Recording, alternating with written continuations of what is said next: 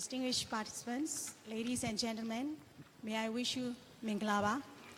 And it is my pleasure to be here to conduct as a moderator for this first session on the Forum on the Myanmar Democratic Transition. And in the previous session, it is very interesting to learn how Myanmar are very eager to learn about the Myanmar Democratic Transition. So in this panel, there will be the four distinguished speakers who will talk about the global context for the Myanmar Democratic Transition.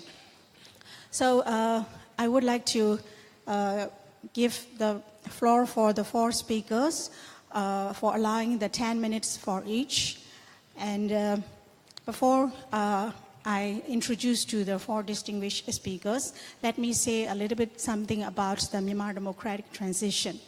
So all of us know that since 2010, the democratic transition of Myanmar was appraised by the international community because of the peaceful transition. Again, in 2015, international community praised the democratic transition of Myanmar due to the two main factors. One is free and fair election, and another one is the peaceful transition from the previous government to the elected civilian government. And now Myanmar is on her way to democracy, but yet to be completed transition. For the completed transition, we need for the consolidation of democracy. So what are the main factors for the consolidation of democracy, especially on case of Myanmar? Of course, the rule of law, efficient bureaucracy, strong institution, as well as here I would like to mention the three societies which are important: political society, civil society, and economic society. So these three societies have to work very hard in cooperation with each other. So in this session, it is very interesting to hear from the thoughts and views from the distinguished speaker. So for the first speaker, I would like to introduce the distinguished speaker, His Excellency U Thaun Chun, the National Security Advisor, and he was once the ambassador of the Philippines, Belgium, Netherlands, and the European Union. So may I invite Excellency U Thaun Chun to give your thoughts. Thank you.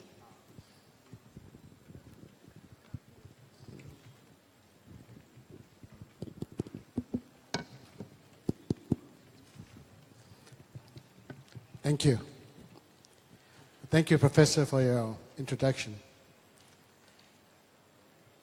We live in times of change and transformation.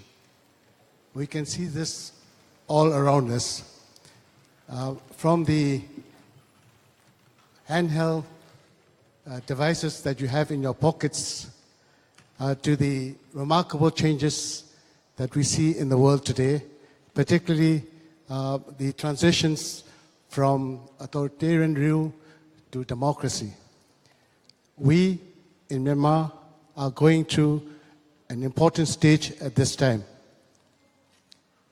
In contemplating on the change and transformation that is taking place around us, I'm reminded of the opening lines of Charles Dickens' Tale of Two Cities, in which he said, "We are in the best of times and in the worst of times." It was the spring of hope. It was the winter of despair. We are now experiencing here in Myanmar the best of times and the worst of times. The best of times because democracy has taken root in a large number of countries in the world in the last few decades. The global trend that Samuel Huntington called the third wave of countries in transition to democracy is quite easy to see. The worst of times because many countries that have attempted democracy have fallen through the cracks. In 2005, for the first time in history, more than half of this world was considered free. Then something unexpected happened. It started with some of the leaders who had emerged in these countries, morphing into dictators. We saw that in Venezuela, we saw that in Ecuador, and recently we've seen in Kyrgyzstan. If you look at Arab Spring, for example, which began in Tunisia in 2010, it generated a lot of hope. The protest movement was spontaneous, and people were calling for change. But the problem was, other than elections, they were not sure what they wanted to do next. People in Libya, Egypt, and elsewhere in the Middle East wanted to overthrow their governments. But other than calling for free elections, they had little idea what to do next. You will see that Egypt is still in crisis today. Syria and Libya experiencing internecine strife and tensions. Of all the countries that witnessed popular revolutions, only Tunisia remains relatively stable.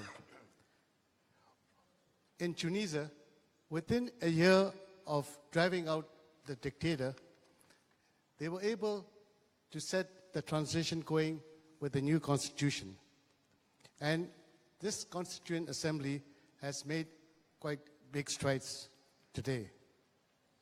In our own neighborhood, if you look at the experience of Thailand in seeking to set up a democracy, it is quite instructive. Thailand had all the prospects for a stable democracy. It had a large, educated middle class.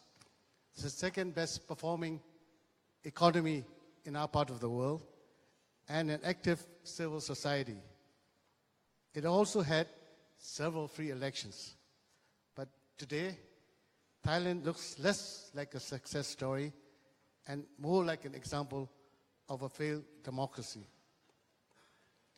Thai democracy was weakened by endemic corruption, including vote buying.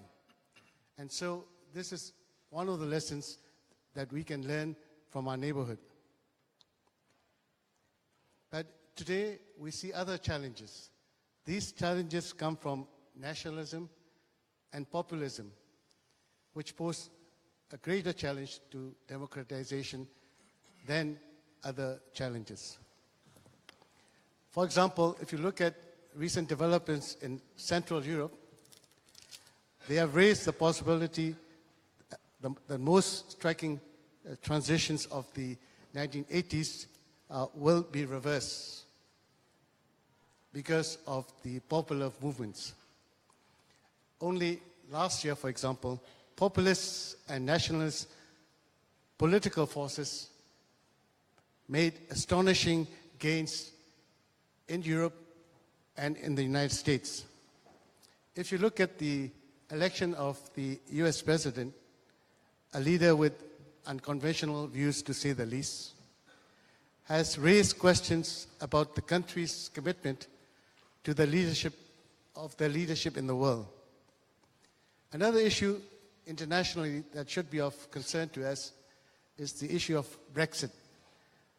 With Britain voting to leave the EU, it is now questionable whether EU will be the same institution it had been in the past few decades. These developments point to a growing danger that the international order will give way to a world in which individual leaders and nations will pursue their own interests without regard to the shared benefits of global peace and prosperity. In these circumstances, Myanmar's swift transition from authoritarianism to democracy is different. It's particularly striking. Myanmar's political transition stands out as an example of a planned transition. planned transition, I would say, because it took several years before we reached the stage where we are today. The transition in Myanmar is marked by a number of noteworthy elements. First is the motivation. The motivation of the political transition in Myanmar was largely homegrown. It was not imposed from the outside. The military leaders in Myanmar took more than 2 decades of planning to establish a version of democracy. Whatever you may call the version, liberal democracy or hybrid democracy. The former regime's opponents, both democracy advocates and ethnic minorities, were included in the process. That is something different from what we saw in other transitions. The provision in the 2008 Constitution guaranteed that the military control over important parts of the political process, and we all know that. But we should note that this process gives the military the confidence to open up the economy and expand the political space. And this is something that we should note.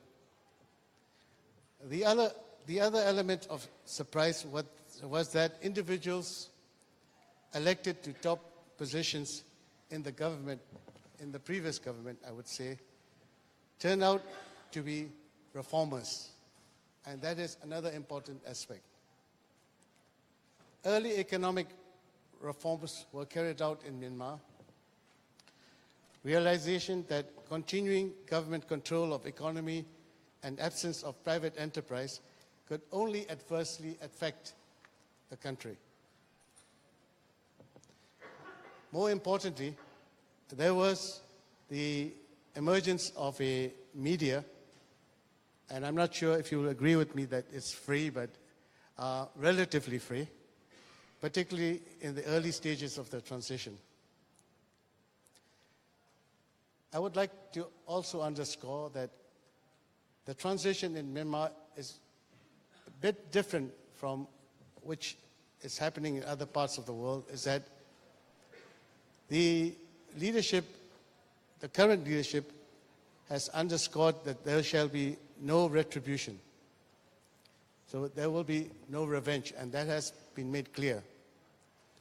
And as you have heard this morning, the leadership proposes to promote a culture of democracy and making sure that there will be understanding and dialogue among the different ethnic groups in the country. Despite the formidable challenges that Myanmar is facing because of the complexity of the country itself, the diversity, plus the 50 or more years of military rule, we have just woken up from the slumber of, as Michael Vitiokeris said this morning, long slumber. Ours is like a half a century of slumber. So we've just woken up from that slumber, and we need to have the time and space to create a situation where democracy will take firm roots in Myanmar. It is quite clear that democratization requires a comprehensive approach. Not only just holding free and fair elections, but the construction of a political culture of democracy and the development of institutions to support the kind of democracy that we want to see established in our country. So with that, I will stop here and perhaps be happy to take questions later on. Thank you, Madam Moderator.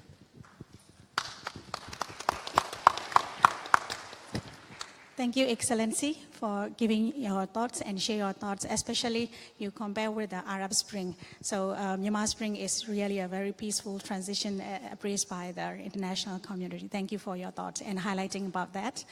Next speaker, I would like to introduce to the audience Indian ambassador to Myanmar, and the ambassador has been appointed nearly 1 year.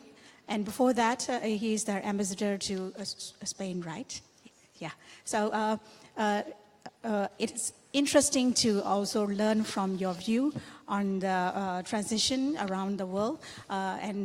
India is one of the good example of the enduring the democracy. So please share your thoughts. Thank you. Thank you. Minglaba, good morning. Thank you, Professor Chocho-san, for those kind words.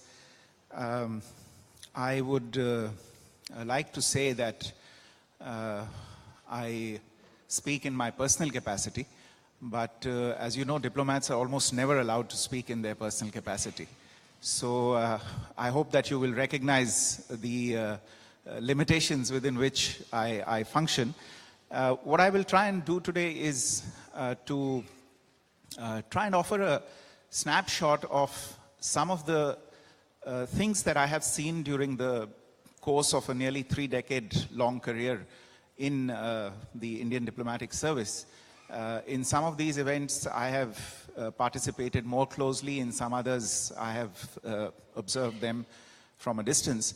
And I don't necessarily offer a judgment in recounting these, and I would just offer them up to you for you to draw your own lessons from what I will say. And let me, at the outset, in fact, thank both Renata and Dr. Batakiotis for actually setting the theoretical ground in a way, and actually answering many of the questions that I think will be addressed in subsequent sessions as well. To start with, I think it's important to look at, as Renata mentioned, to look at the triple transition in Myanmar as an integrated whole.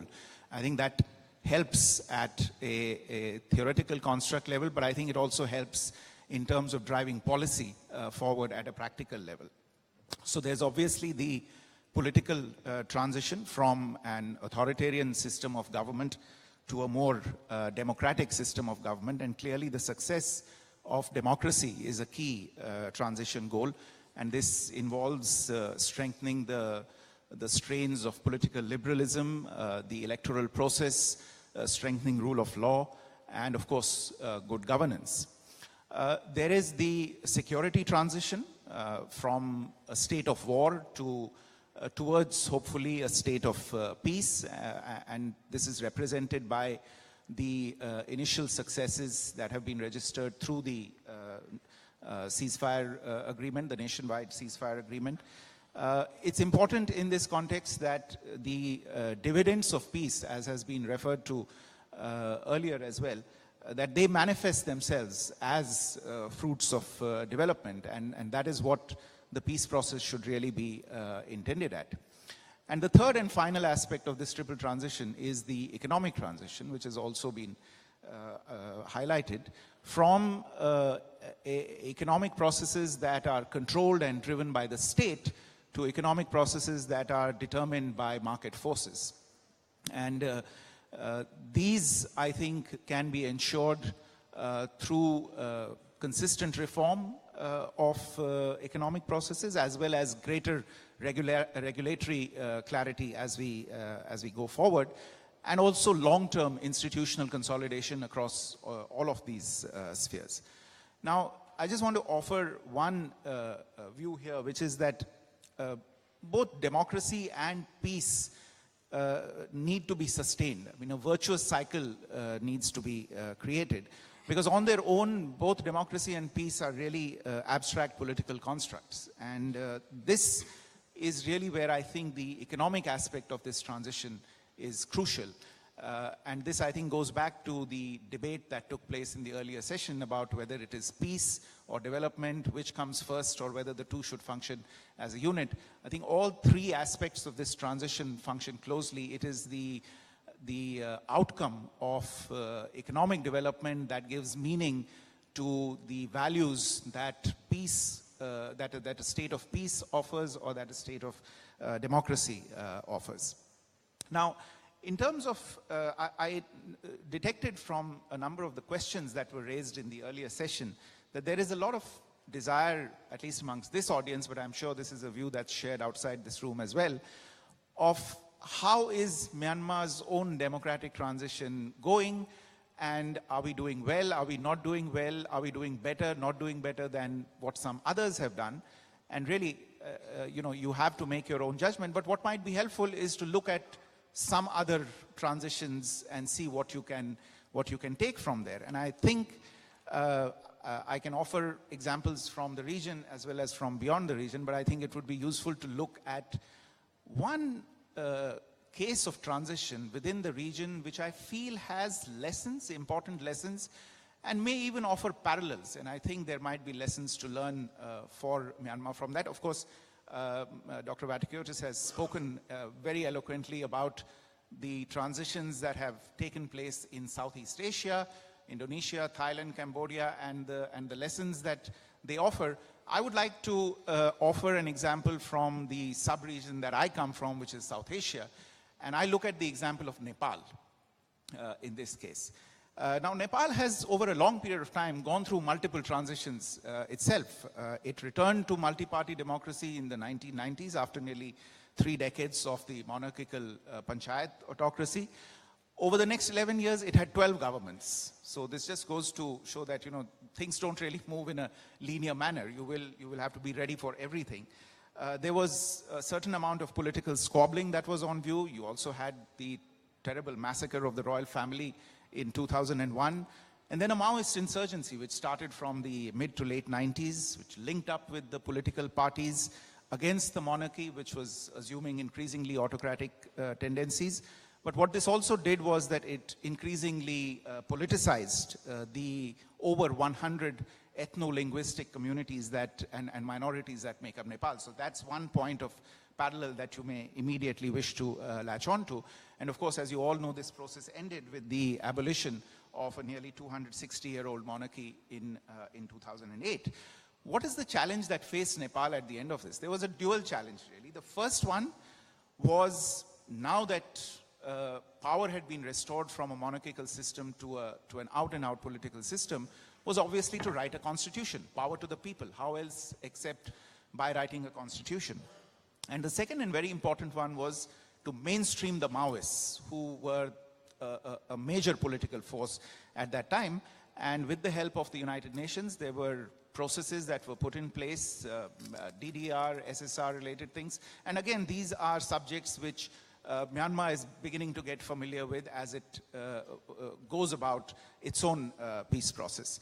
Now, the writing of the constitution, or rather the mainstreaming of the Maoists, was achieved through the Comprehensive Peace Agreement, which was hammered out in 2006. So there's a parallel here with the nationwide ceasefire agreement, which is still a work in progress that you have worked out. The other one was writing a constitution through the device of an elected constituent assembly. And I just want to underline that the point of an elected constituent assembly, an assembly that is elected for that very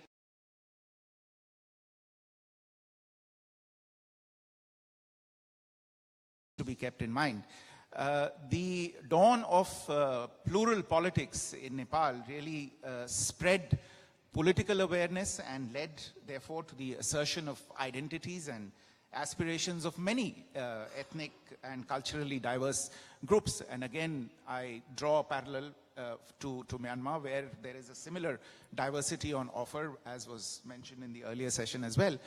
And there is, at one point in time, the acceptance in Nepal of the principle of a federation. And that in an acknowledgement of this plurality, and this is again another strain that is, visible in the Myanmar transition also. The final point I want to make in this particular sense is that it's reasonable to look at the point of view that constitution writing has failed the people of Nepal. The Constituent Assembly that was elected in 2008 failed to promulgate a new constitution, and in a sense that logjam continues almost a decade down the line. And without going into the details, because there is not the time for that in this session, the fundamental issue is that almost half the country's population feels shortchanged and subjected to institutionalized discrimination. So this is perhaps a lesson to draw and avoid as you undergo your own process of transition and the associated task of eventually, whether it is constitutional amendments or rewriting the constitution, or maybe even having an election to a constituent assembly that will write a constitution that will suit all of the people that make up this extremely diverse country. I think the other example that I would, very briefly, before I conclude, look at is from completely outside of this region, for whatever it is worth. And I say this also because I was ambassador in Spain. Now, Spain went through its own transition as well, La Transición, as it is called, and it's, in capital letters, the transition. And it started, of course, with Franco's death in 1975. But there's an interesting debate on when Spain's transition really ended. For example, did it end in 1978 when the constitution was written? Did it end in 1981 when, after the coup, the king asserted himself and actually asserted once again the democratic credentials of Spain? Was it then that Spain's democratic credentials were fully embedded and the transition could be said to be final? Or, as some believe, was it when the Socialist Party scored a victory in 1982? Because the parties that had been in power since Franco's death had still been a version of the conservative right that had dominated Spain for nearly 4 decades. Some people, I don't know whether they want to be deliberately provocative, even say that the transition perhaps could be traced to the so-called amnesty law of 1977, which has echoes of the aspect of reconciliation that has been mentioned by the National Security Advisor. It was, I think, alluded to this morning by the State Councillor as well. And I think the aspect of reconciliation is important in a very, very important transition of our time, which is the transition in South Africa through the Truth and Reconciliation Commission. So it's interesting in this sense to look at the kinds of things that have happened in different countries in the world, the way in which they have gone about, moving from one political system to another. And I think there is enough for you to draw lessons from. Now, just as I conclude, I know some of my colleagues will probably reproach me if I don't mention the case of the country that I come from, which is India, which has had its own transition, so to speak, in the immediate post-colonial period. And I think I would say that the secret behind our transition and the fact that it has endured, the result has endured for so long, is because very early on in our life as an independent nation, we made 2 important judgments about our system of governance and the structure of governance. And these have endured. Unlike many other countries in the region that have written multiple constitutions, in India, we have only ever promulgated 1 constitution.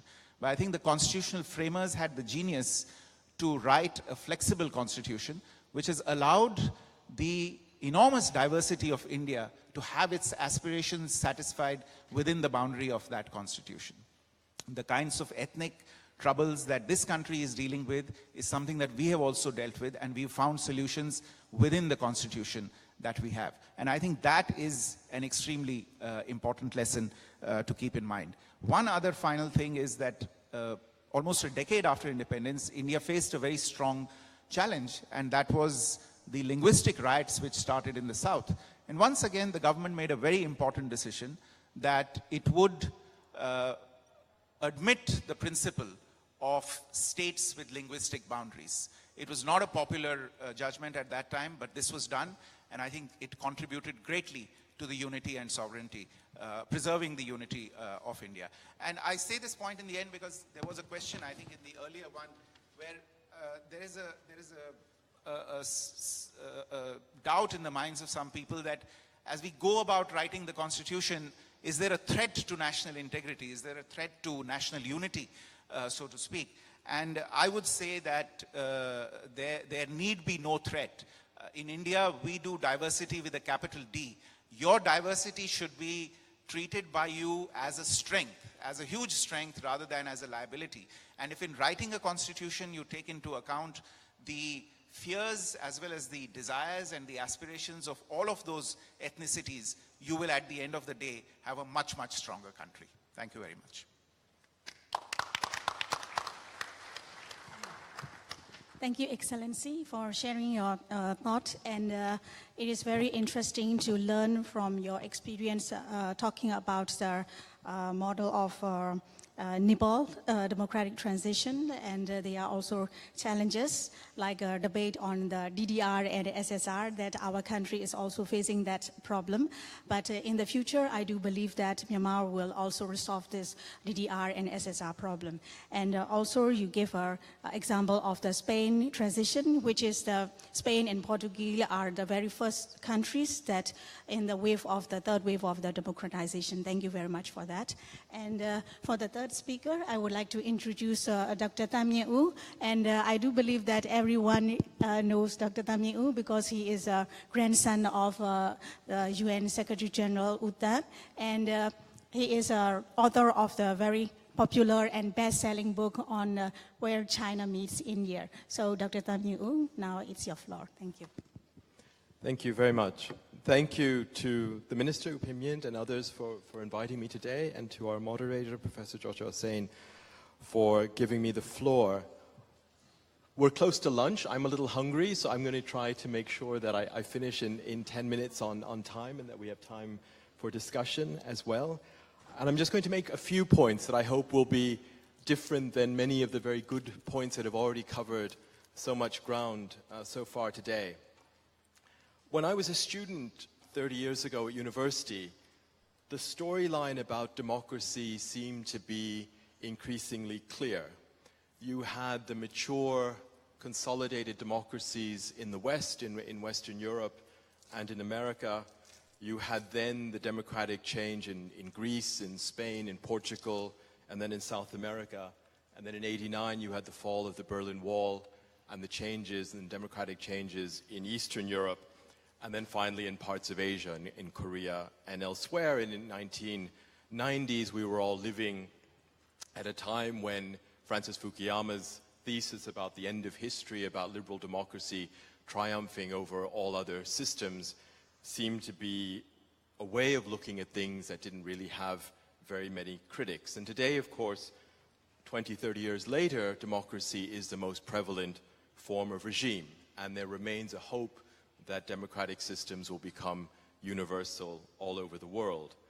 And in studying transitions, which began, I think, which had their heyday back in the 1980s and 1990s, it slowed a little bit in the early 21st century, when there became to be more interest in consolidation, in the quality of democracy. But then all of a sudden, 5, 6 years ago, we had the Arab Spring, we had the color revolutions in the former Soviet Union, and we had the transition in Myanmar, in this country as well, which then revived interest in this whole question of how do countries transition from authoritarianism to some kind of consolidated or mature democracy. But in even more recent times, we've seen many reversals. We've seen many hopes that have been dashed, especially in the Middle East. We've seen the rise, as has been mentioned before, of illiberal democracies. We've seen governments that have come to power through elections, but who have restricted then political freedoms. We've seen the rise of certain types of populism that prey on migrants or ethnic minorities. And in Europe, the cradle of democracy in the early 20th century, we see the rise of extremist parties as well. And so people begin to think, are we living in an age where there is a retreat of democracy? And certainly an age where, with all the global challenges that we have today, a question about whether democratic government is up to the task and remains relevant for the challenges to come and the challenges of the future. This is a conference on democracy transition. This is a conference also that will look at Myanmar's other transitions from a state-centered economy to a more free market economy and from war to peace, I think it's very difficult to separate one transition from another. And in the end, I think what we're talking about is a transition from one type of state-society relationship to another, and about the quality of the state in this country and other countries, and whether that quality of the state can improve and improve life for ordinary people. So I hope that if there is one result that we will see from this conference is to break down a little bit these silos between economic issues, cultural issues, peace process issues, democracy, change issues, and see them really as part of a single dynamic that has different components and different aspects as well. I think it's very important to stay away from any textbook approach to democratic change and really think imaginatively, as I think everyone in the room can and should, and think not just about deep structures, about how countries change and economies change, but about the role of individual people. And I think if we look at any transition, whether it's Spain or Nepal or elsewhere in South America or in Asia, structures and processes and dynamics are important, but individual people are important. And having a certain leader or a certain group of leaders, the right person, the wrong person, at a particular moment, changes history. And so nothing is prescribed, and that anything is possible, I think, in any country. And I think it's important to have that sense of anything being possible and nothing being predetermined. I think it's also important to reconsider history as well. It's important to think about history. It's important to shy away from the traditional narratives that are always in the back of our mind.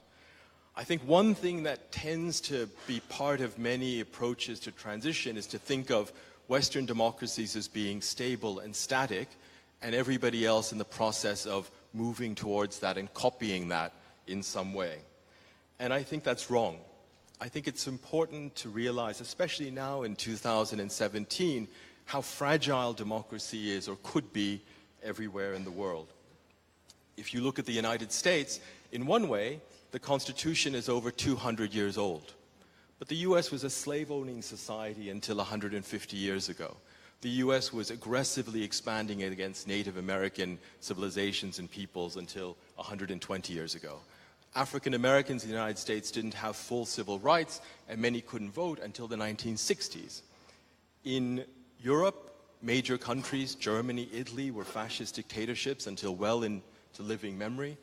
And Britain and France had democratic systems in the early 20th century, but at the apex of big empires that spanned the entire world. And so I think we have to think about even these sort of central democracies in the West, these liberal democracies in the West, as really only being about half a century old, even if the institutions on which their democracies are built have been far older, have lasted much longer. And in a way, the liberal democratic regimes in the West are the products of cataclysmic events around World War II and its immediate aftermath, which led to a certain period of democracy, and again, which we may find now, if not decaying, then being challenged in many ways. It's important not to have a linear approach. And I think if we think about regimes, again in Europe in the 19th century, where you had varying degrees of voting rights, often only people with property were able to vote, women were not allowed to vote, unelected chambers, we still have that in the UK, hereditary peerages. We have representative institutions in some countries in Europe in the 19th century, but very, very restricted political space for the media and for political action, as in Prussia at that time. I think we should start to think of hybrid regimes as being not necessarily transitional, but a type of system that can actually last for a very long time. And for those of us who may want to see full democracy, I think we must think about this fact that sometimes hybrid regimes, restricted regimes, or semi-democracies that restrict political freedom may be more of the norm than we might think over the past 100 or 200 years. And again, nothing is predestined. But I think this doesn't take away from the desirability of democracy today, but I think we need a very clear-eyed perspective in terms of how democracy has come about and how stable it actually is, and what really were the democratic regimes of the past 100 and 200 years as well.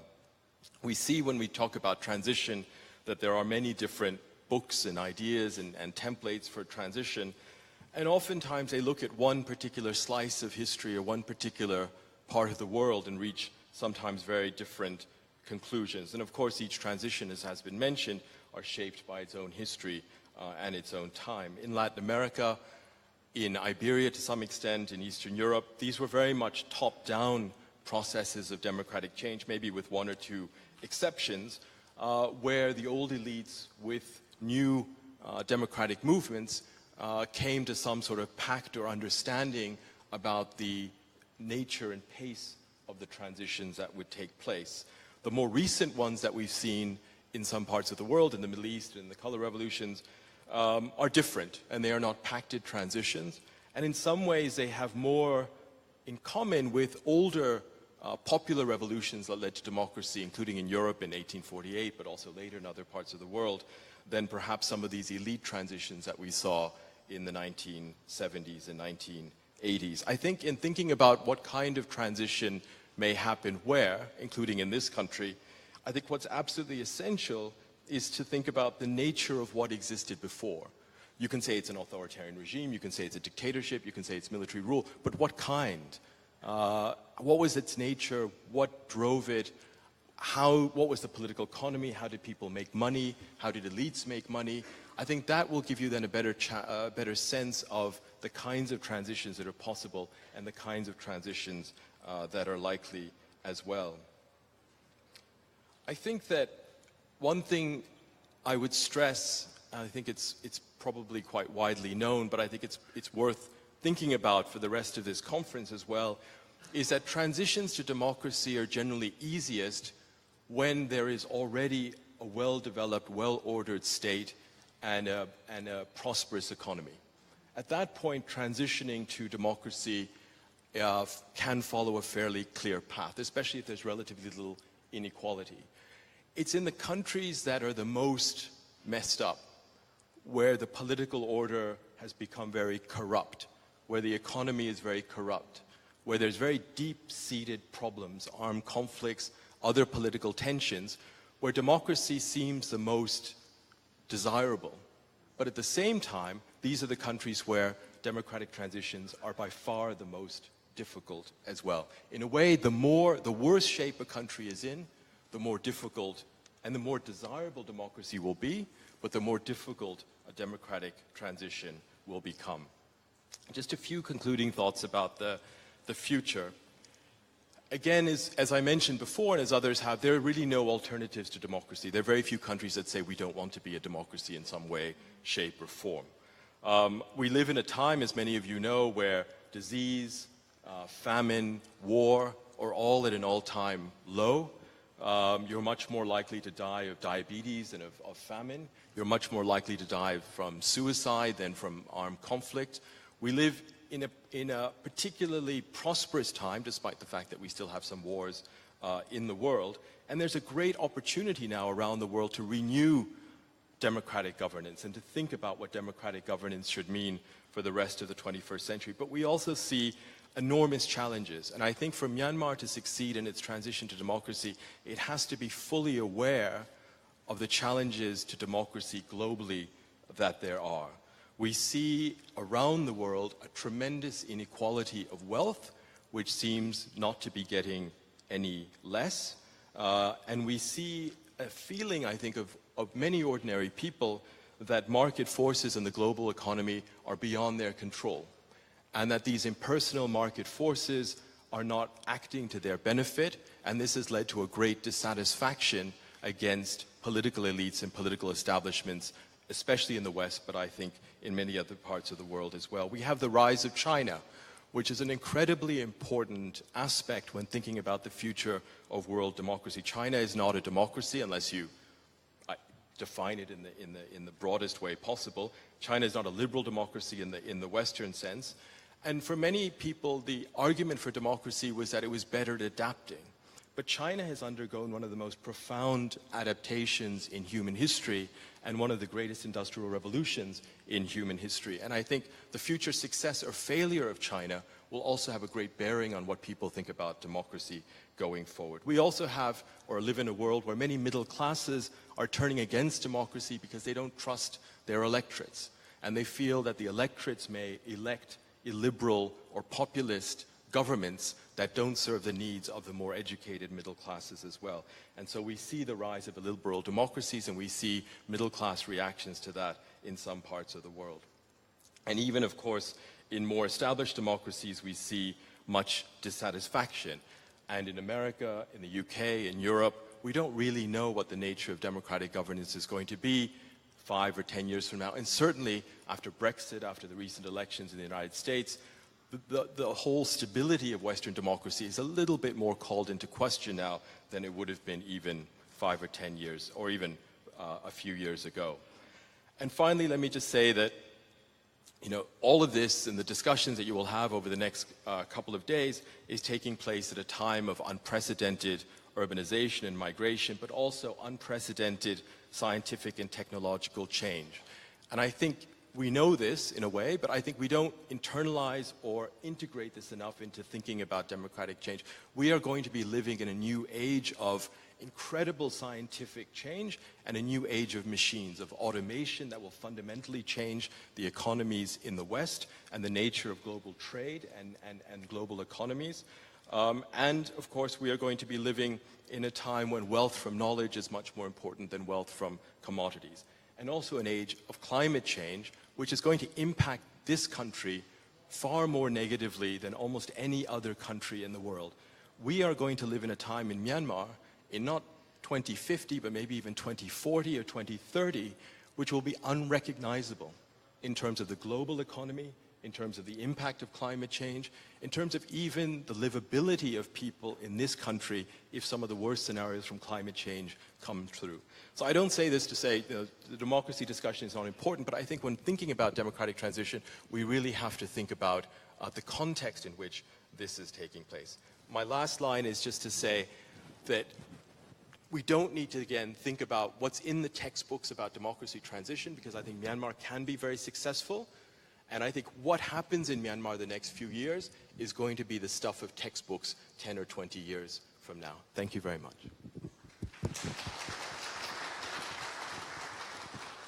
Thank you, Dr. Tham Nhin Oo, for highlighting the most important point in your conclusion about the climate change. So Myanmar is on her way to transition, as well as we are facing the challenges of the climate change. Thank you very much for that.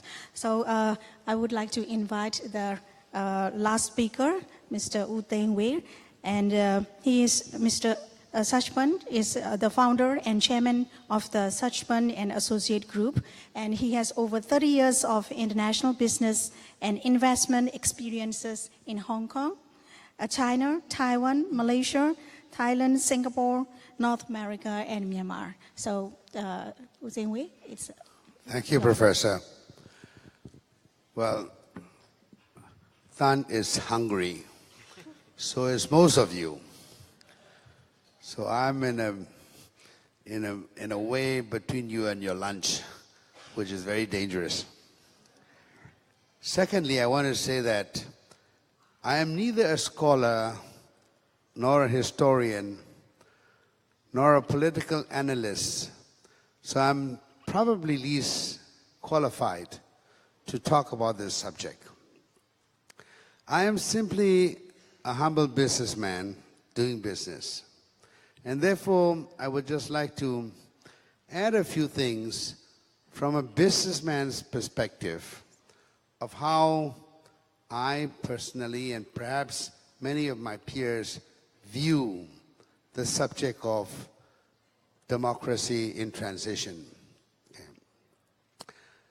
First of all, let us give a score to how good or how bad our transition to democracy was.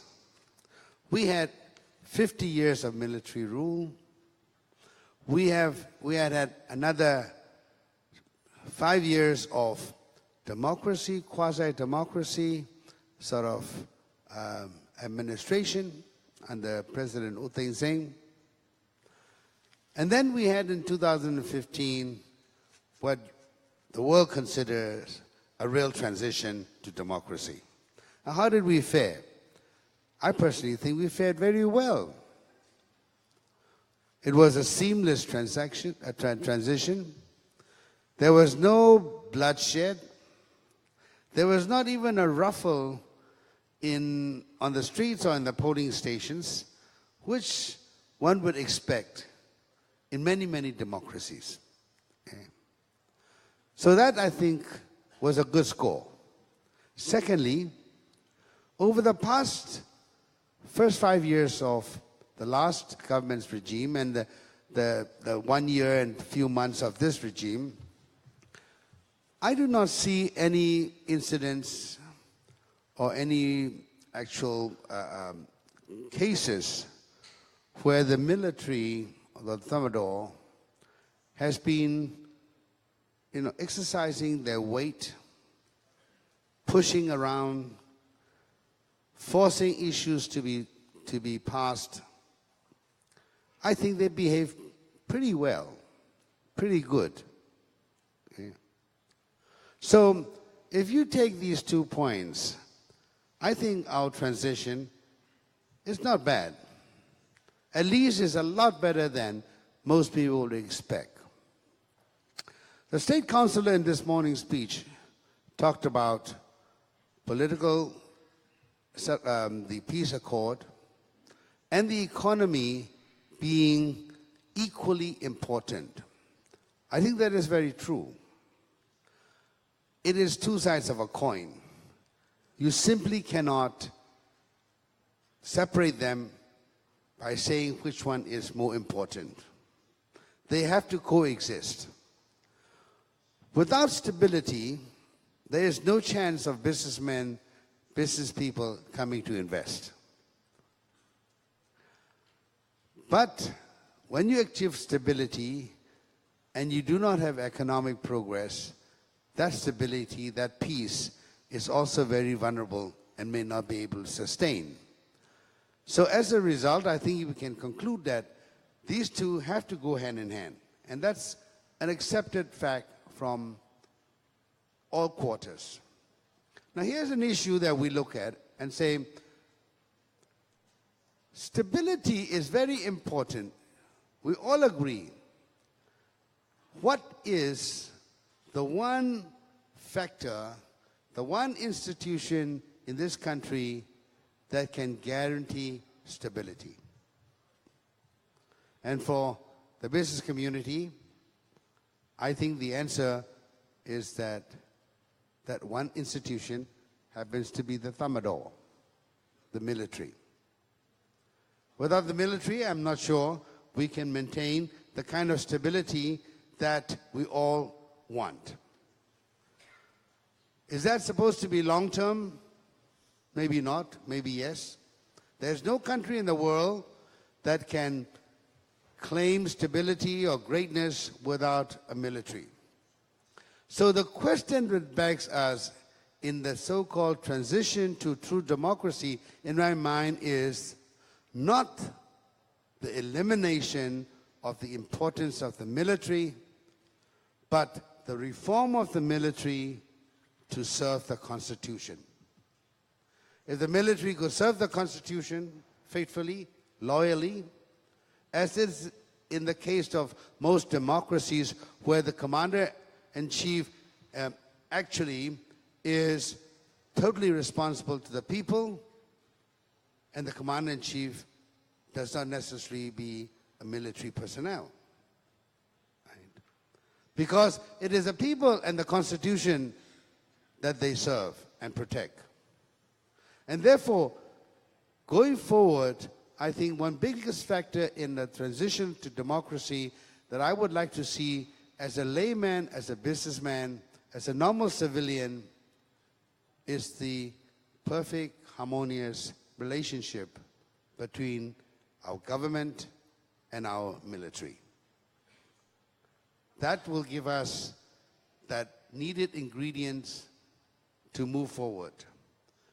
The attainment of democracy in the highest form, I think, is a matter of a project of 200 years, not 10, not 20, not 50. It will take 200 years. And in the process of 200 years, there are so many things that could, basically turn the apple cart, or a spanner in the wheels that could break the whole system. And when you look at military coups and coup d'etats, it comes back again and again, regardless of the Constitution. We have one right next door. It's regardless of the Constitution. But I do not think we can imagine a coup d'etat happening in United States of America. And that is not necessarily because what the Constitution says. It's because of the basic culture.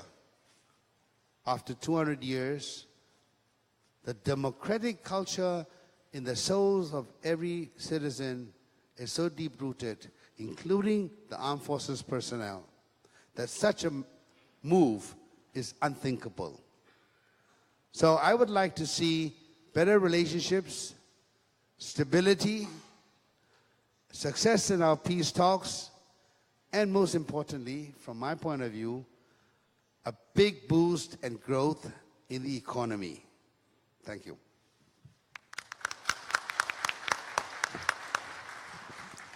Thank you, U Teng Wei, for giving your perspective. And you highlighted about the civil-military relationship. And I do hope that we have more discussion in the afternoon session, because we will talk about more civil-military relation in that time, in the second session. And you also highlighted about the coup d'etat. So the role of the military is very important in the transition period. If the military is very strong, and in the Cold War period, many theories and books highlight about why coup d'etat. But after post-Cold War, we talk about the role of military in politics, how the military will steer in the political arena, so in the state building, etc. So it is time for, I think it's time for a question and answer. And I would also like to thank all the speakers for your fruitful thoughts, and would like to open the floor for the question. We have still 15 minutes, 15 to 20 minutes. So may I open the floor now? Questions and contributions are welcome. Let me collect 3 questions from the floor, please. 3 questions. And please mention your name and designation. Thank you. I am Dr. Minzan. Thank you, Madam Chair, for your moderation, and thank you all the speakers. His Excellency, the ambassador, mentioned, and you mentioned about Greece and Portugal. Portugal and Spain. But between the first wave, between Portugal, flower revolution of 25 April 1974, and Spain after Franco's death in, I think, November 1975, there was Greece. 21st April, you mentioned about coup d'etat. 21st April 1967, the Greece junta came into being, but it collapsed 7 years and 3 months later on the night of 23 July 1974.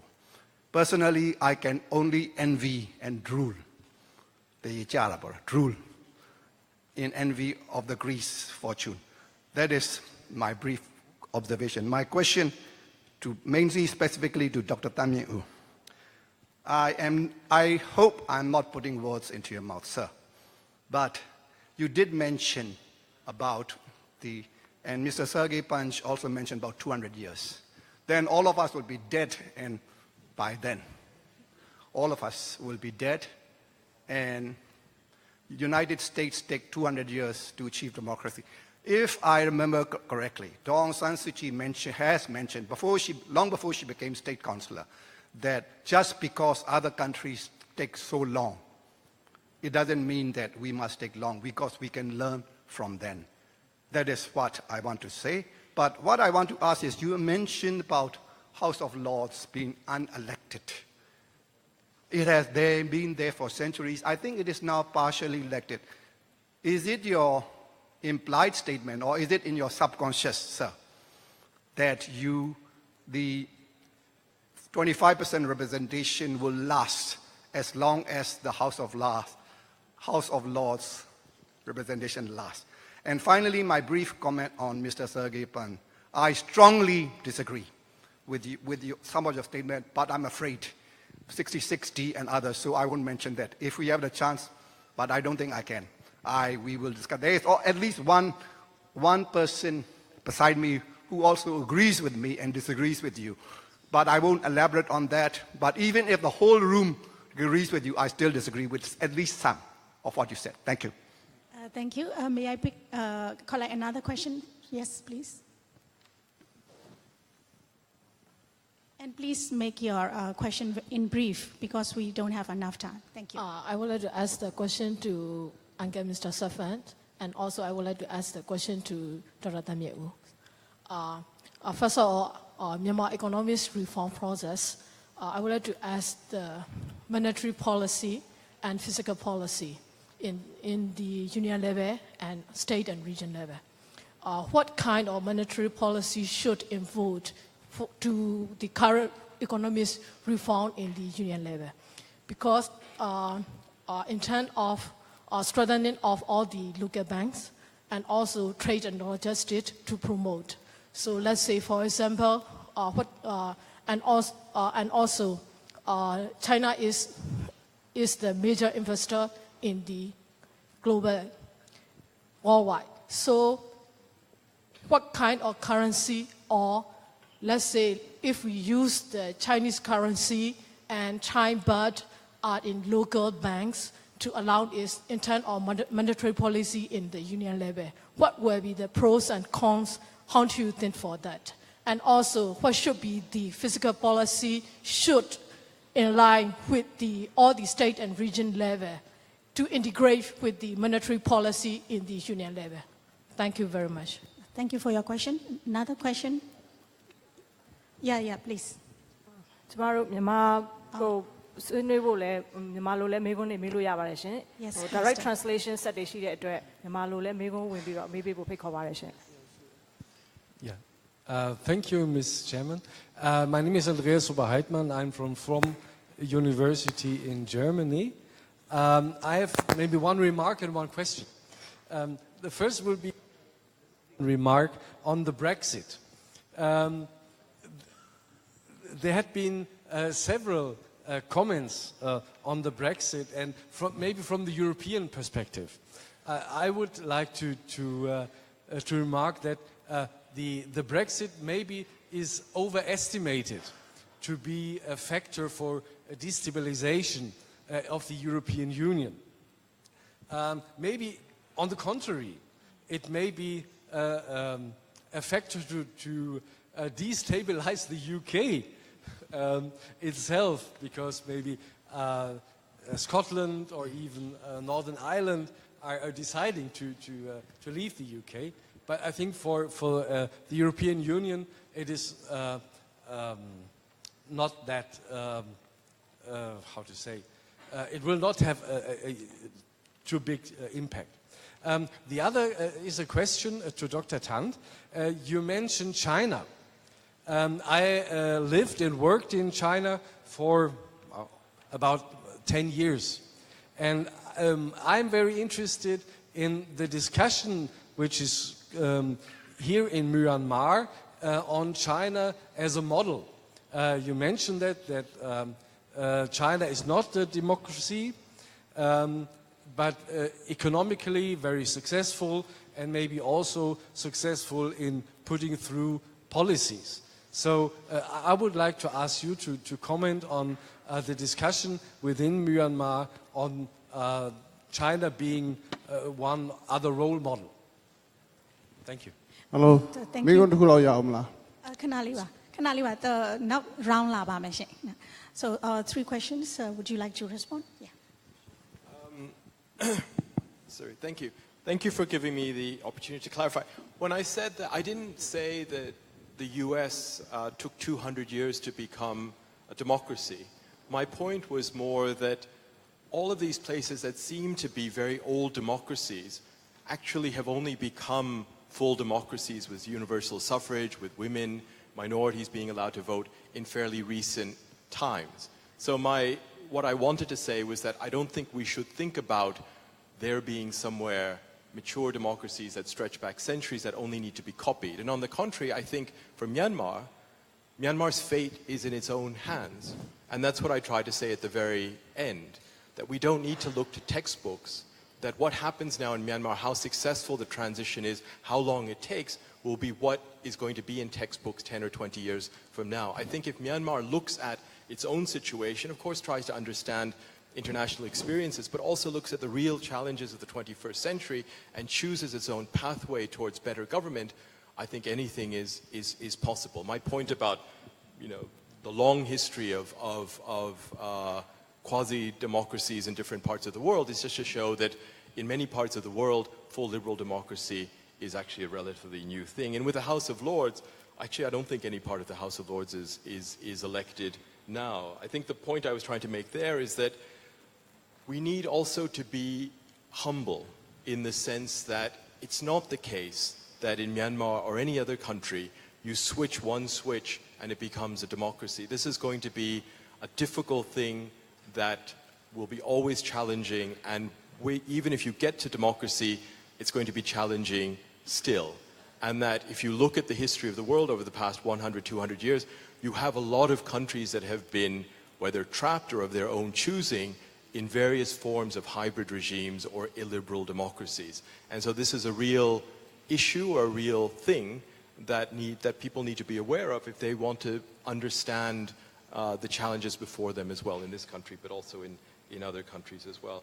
I think with Brexit, I would only say that, yes, it's probably going to be a bigger problem for the UK than for the rest of Europe.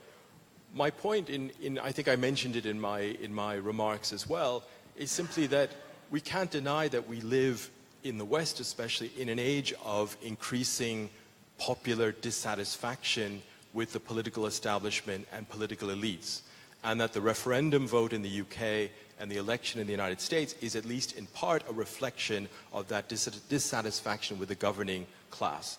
And that doesn't mean throwing democracy out the window. It means looking for ways to strengthen democracy in light of new 21st century challenges that are very different than the context of the 20th century. And finally, on China, I don't think there's any discussion here about copying the Chinese political. We had a communist party before that wanted to copy the Chinese political system. We don't have that now.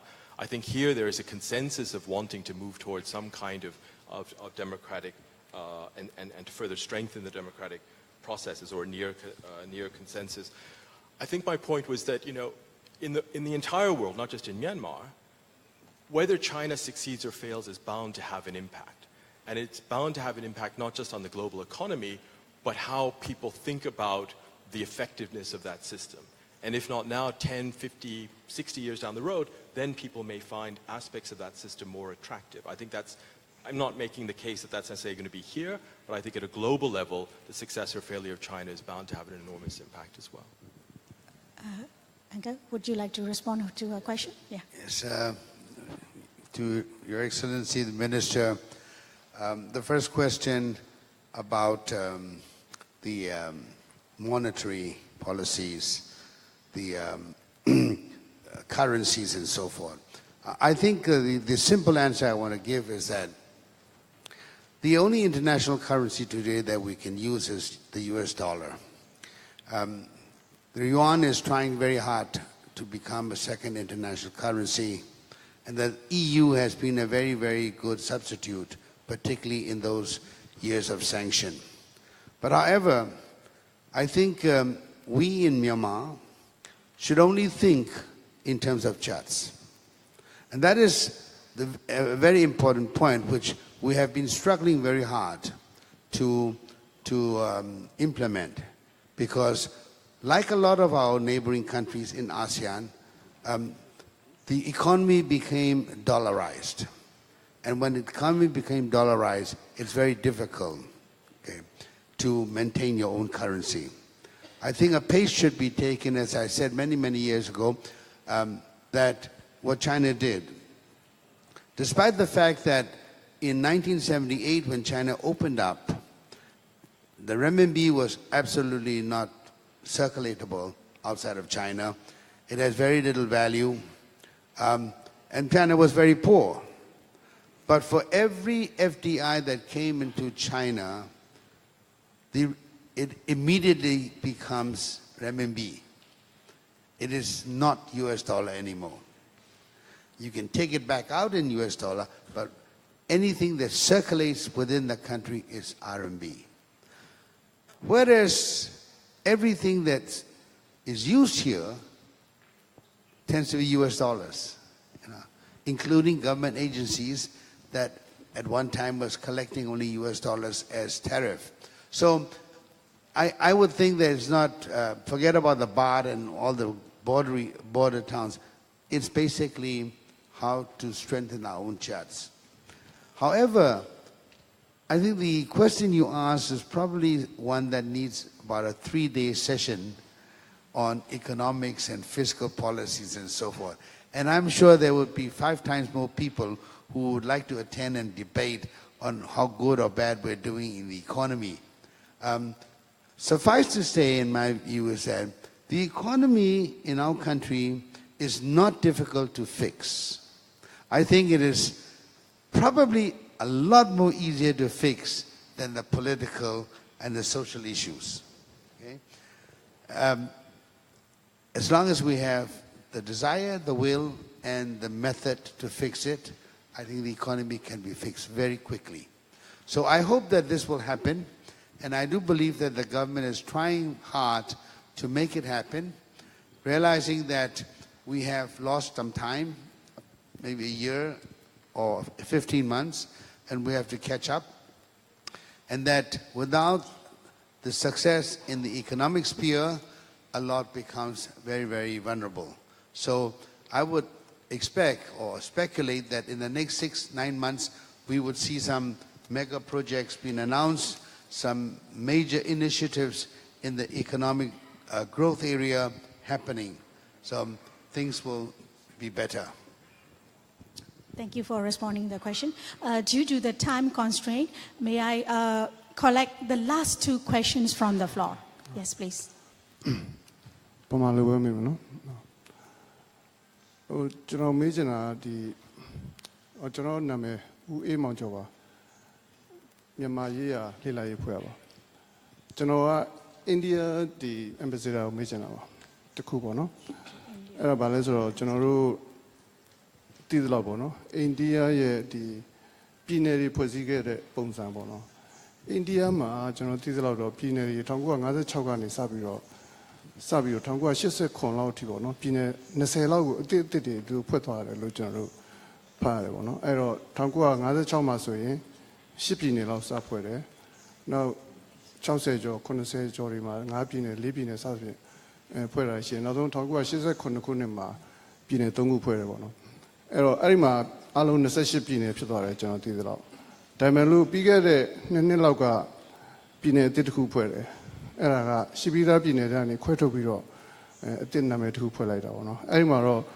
ဝေဖန်မှုတွေနဲ့ဒီလိုကန့်ကွက်မှုတွေတော်များများရှိခဲ့တယ်လို့ကျွန်တော်တို့သိရတယ်ဆိုတော့အဲ့ဒီပြည်နယ်တွေအစ်တွေဖွဲ့တယ်စီးတယ်ဆိုတာတော့ကျွန်တော်တို့နိုင်ငံမှာလည်းဒါဒီကျုံရမယ့်ကိစ္စတွေဖြစ်တာပေါ့နော်အဲ့တော့အိန္ဒိယပုံစံအရာပြောရင်ဒီဘိုးကနေပြီးတော့ဒါဘိုးအစိုးရကနေပြီးတော့ချုပ်ကင်ပြီးတော့ဒီလိုပြည်နယ်တွေကိုဖွဲ့စည်းတာဟာအစဉ်ပြေမှုဆက်ပြီးတော့ရှိနိုင်သလားနော်တောင်းဖို့ရင်ဟိုအခက်အခဲတွေရှိနိုင်သလားဒါတစ်ခုပေါ့နော်ဒါသိချင်တာတစ်ခုပေါ့နောက်တစ်ခုကတော့ကျွန်တော်တို့အိန္ဒိယကိုဒီပြည်နယ်တွေရဲ့အစိုးရတွေပေါ့နော်အိန္ဒိယပြည်နယ်အစိုးရတွေဟာတော်လေးခိုင်မာတဲ့ institution တွေဖြစ်တယ်လို့ကျွန်တော်တို့သိတယ်နောက်အိန္ဒိယ governor တွေကတော့ appointed တွေဖြစ်တယ် elected မဟုတ်ဘူးအဲ့ဒီ system တစ်ခုကိုပေါင်းစပ်တဲ့အခါမှာအောင်မြင်မှုဘယ်လိုနေလဲသို့မဟုတ်ဒီအိန္ဒိယဒီပြည်နယ်အစိုးရတွေနဲ့ဗဟိုအစိုးရတွေကြားဆက်ဆံရေးပေါ့နော်ဆက်ဆံရေးမှာဘယ်လိုပြဿနာတွေရှိသလဲသို့မဟုတ်ဒီ appointed ဖြစ်တဲ့အတွက်ကြောင့် ပို့ပြီးတော့ပြည်လေသလားသို့မဟုတ်ပို့ပြီးတော့ခက်ခဲစေသလားပေါ့နော်ဒီအချက်ကလေးတွေဒါကျွန်တော်တို့အိန္ဒိယဟိုဒီလိုတွေးကြုံမှုလည်းမလွယ်တဲ့ကြောင့်ကျွန်တော်မှမေးတဲ့သဘောပါဟုတ်ကဲ့ကျေးဇူးတင်ပါတယ် And another, yes, please, the last question.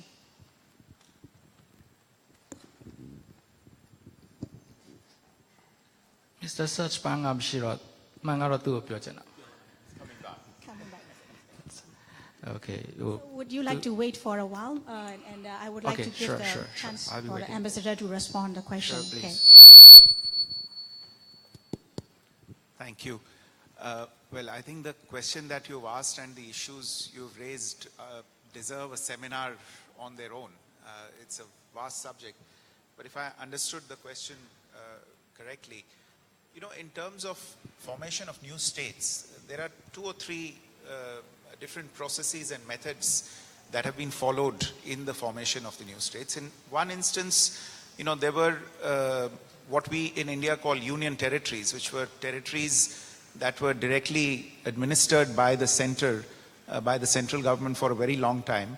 And then it was felt appropriate at a particular point in time that there should be a proper state government that should be elected. And because earlier the union territory meant that the territory was governed by a representative of the central government, and there was obviously a democratic deficit in that. To convert union territories into states was a way for the central government to defer to the principle of democracy and representative democracy at that. So it was felt at a particular point in time that things had matured or moved far enough for these union territories to be converted into states. The other one was where, and those are some of the ones that I think you're also referring to, is where existing states were partitioned or split and new states were created. So in the most recent past, we've had the state of Uttar Pradesh, which was broken up, and Uttarakhand was created. We had the state of Bihar. These are amongst the largest states in India, both in terms of area and population. Bihar, which was broken up and divided into 2, into Bihar and Jharkhand. And you had Madhya Pradesh, again a very, very large state that was partitioned into Madhya Pradesh and Chhattisgarh. Now, here it's interesting to understand where the process starts. The process actually starts at the state level. So it is not the central government in these cases that is imposing its decision and saying that I will today partition this state. The first resolution for the partitioning of a state or a division of a state has to arise within the state assembly. So it is the people of that state who, when they vote for in an election, are voting with the knowledge that the party that they will elect has this in its manifesto. And this has happened in the past, where parties have gone to an election with a manifesto saying that the state is too large to manage and that it would lend itself to greater administrative efficiency if we had smaller states. And there is a very strong body of thought in India that we need. Today we are at about 29 states, that we actually need about 50 states in order to get greater administrative efficiency. But the important point to understand is that the motive force comes from the state level, and it's not imposed from the top. It's not the central government that is asking for states to be created in this manner. And the last one I would say is certain unique circumstances in which states have been created out of existing political formations, and that is in response to a particular security construct that existed at a point in time. And this is the case in the northeast of India, where after independence for many years, Assam was a very large state, and it subsumed what you see today as Mizoram, as Nagaland, and the Arunachal Pradesh was not there, it was the Northeast Frontier Agency. But as a result of the process that came about following insurgent movements, violent movements in those areas where rebels fought against the government, through a process of dialogue, through a process of give and take, the central government sat down with the rebels and had a discussion with them and brought them into the mainstream and decided to concede the demand for statelets so that their aspirations for autonomy were conceded. And this has actually helped in that area, where by and large now, for example, Mizoram, which had an insurgency in the 60s and 70s, is today the most peaceful state in the Northeast. And you have the very interesting sort of graphic in the Northeast where you had extremists photographed with guns in their hands on one day, and the following day with their hands on the Constitution of India, swearing to uphold and protect the Constitution of India. So that's an example where I think, responding to a particular challenge, the central government decided that, you know, it was perhaps the right thing to do to concede the demand for a state to fulfill the aspirations of a particular group of people that was clearly identifiable. And that is the case in the Northeast with the Mizos, with the Nagas, and these states have therefore been created and were created out of the large Assam state. But the broad point in this, again, is something that I referred to in my earlier comments as well, that all of this has been done without placing any strain on the unity and integrity of India, without placing any strain on the constitutional architecture of India. And in fact, the Constitution has sufficient flexibility to allow for all of this to be done without really impacting the overall security and territorial integrity of India. Thank you, Ambassador. So, the last question, please. ကျေးဇူးတင်ပါတယ် Mr. Search ပန်းကိုပြောချင်တာပါဟို question လို့သဘောမထားရင်လည်း comment လို့သဘောထားပါစကားလုံးတစ်လုံးပါသွားတဲ့ military elimination ဆိုတာပါကျွန်တော်သိပြီးသလောက်မှာကျွန်တော်နာမည်မော်လင်းမှာနိုင်ငံရေးစိတ်ဝင်စားလို့ဒီပွဲကိုလာတက်တာ military elimination ဆိုတဲ့စကားလုံးကကျွန်တော်တို့ military မဟုတ်တဲ့အယက်သားနယ်ပယ်မှာဘယ်တော့မှသုံးလို့နိုင်လို့ကျွန်တော်မသိခဲ့ဘူးပါဘူးဒီစကားလုံးကဘယ်ကနေရောက်သွားပြီးတော့ပေါ်လာလဲတော့မသိဘူးကျွန်တော်အမှန်မှားဆိုလို့ပါဒီလို forum မျိုးမှာ military elimination ဆိုတာကျွန်တော်တို့ဟို military မဟုတ်တဲ့ဟိုပြည်သူလူထုထဲမှာအဲ့ဒီအယူအဆရောအဲ့ဒီအသုံးအနှုန်းရောမရှိဘူးလို့ကျွန်တော်နားလဲပါတယ်ကျေးဇူးတင်ပါတယ်ကျေးဇူးတင်ပါတယ် comment အတွက်ကို I think there's a misunderstanding there. What I meant is not eliminating the military. In fact, everything I said is about the importance of the existence of the military. I refer to the elimination of the military's influence or position in the political process. You should not be thinking of eliminating the military in the process, not eliminating the military. I hope that clarifies. Thank you. So I think there is a response to, yes.